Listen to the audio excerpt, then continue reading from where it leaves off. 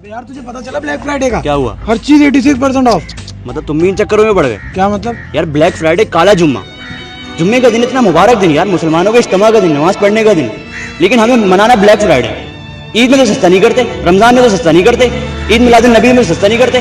भाई आप ईद मनाओ, रमजान मनाओ, ईद मिलादुन नबी मनाओ, सारी चीजें मनाओ। इस्लामिक त्योहार है, पाकिस्तानी त्योहार है, वो तो नहीं मनाना। लेकिन यार हर चीज सस्ती भी तो मिल रही है ना। कोई सस्ती नहीं करते, कोई सस्ती नहीं करते। 3000 की चीज होती है, उसको 6000 की करते हैं, 50% ऑफ करके 3000 की वापस आप लोगों को दे देते हैं। अबे यार ये बात तो मैंने सोची ही नहीं। अबे भाई जब तक तुम जैसे बेवकूफ आवाम इस दुनिया में मौजूद है ना, अकलमंद लोग भूखे नहीं मर सकते।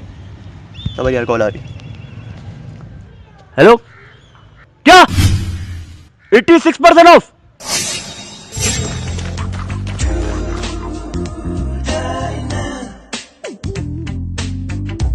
अबे ये मिल रहा है ब्लैक फ्राइडे पे। अबे ये तो इतवार बाजार में 100 के 4 मिलते हैं। नहीं दी अच्छा।